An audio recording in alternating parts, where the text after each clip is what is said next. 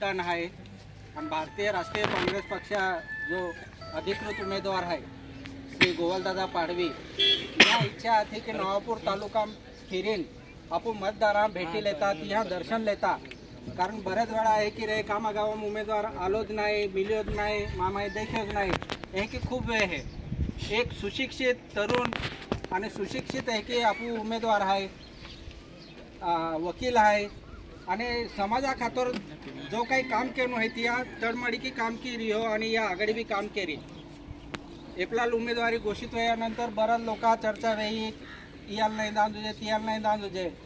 आज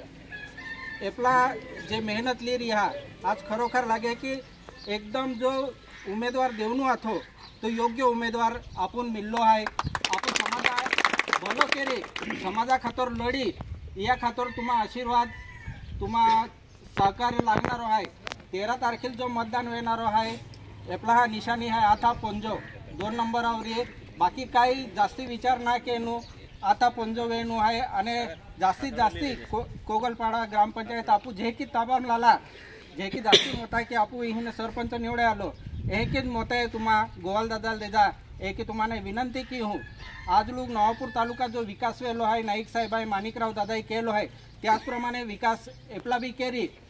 केसी पाडवी साहेब पोयरो आहे जो काही तुम्हा नाईक परिवार गावित परिवार आम्हा जे की प्रेम आथो एकच प्रेम एपला बी रांदा आणि तुम्हा आशीर्वाद सहकार्य एकच री एक गोगे नायमा बेशब्द पूरा की हूँ राम राम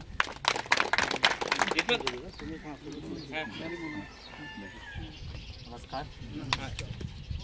जसा खरं आहे की माणिकराव दादा आणि सुरक्षित नाईक साहेबांनी अनेक वर्ष इथे समाजकारण राजकारण योगदान दिले आहे आणि त्यांचंच आदर्श घेऊन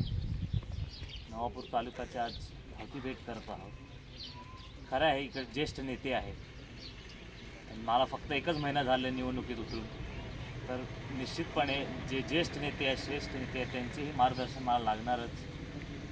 त्यांच्या म्हणजे त्यांची सूचना आणि जे जे त्यांनी केलं आहे अगोदर एवढं वर्ष त्यांनी समाजाला सांभाळून ठेवलं एकत्र ठेवलं आणि इकडे विकास कामेही केली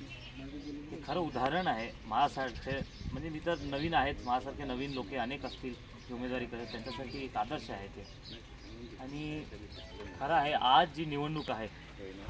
मला तरी वाटतं की फक्त माझी एकट्याची नाही आहे ही जी निवडणूक आहे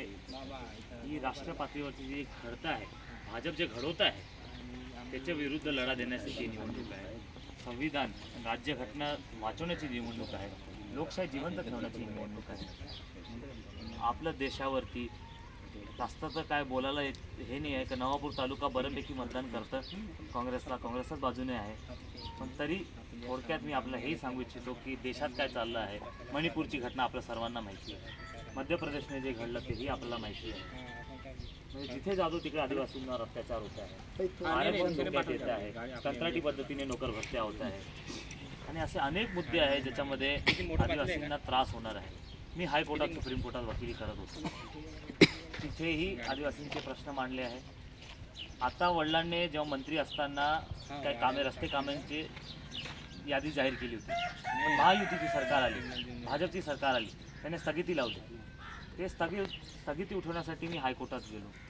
ते ऐकलं नाही मग परत सुप्रीम कोर्टात गेलो त्याने हायकोर्टाला आदेश करायला लावलं की हायकोर्टाने स्थगिती उठवण्यात येईल त्याला 1.5 वर्ष लागले पण मेहनत करावी लागली आणि ते 200 कोटीचे काम स्थगिती उठवली त्याच्यात भूमिपूजन करत होतो लोकांना वाटलं मी प्रचार करत होतो तसं माझ्यासाठी प्रचार नव्हता तो अक्कलकोवा विधानसभेत प्रचार नाही करत होतो भूमिपूजन मी उठवलं म्हणून म्हणजे मी आणि माझे वकील मित्र असेल सिनियर असेल त्यांनी उठवलं म्हणून सत्कार करण्यासाठी भूमिपूजन करतो लोकांना वाटलं की माझंच काय निवडणुकीची तयारी आहे खरं तर मलाही माहीत नव्हतं की निवडणुकीसाठी मी एवढं तयार राहणार आहे तर निश्चितपणे ही जी निवडणूक आहे ह्याच्या राष्ट्र पातळीवरचे मुद्दे घेतले जातात आणि मी कुठेतरी कमी जास्त पडू शकतो मलाही माहिती आहे पण इकडे ज्येष्ठ नेते आमदार साहेब आहे आणि इकडे आता झडपी सदस्य पण अजितदादा आहे आरसी दादा आहे अविनाश दादा हे सगळे म्हणजे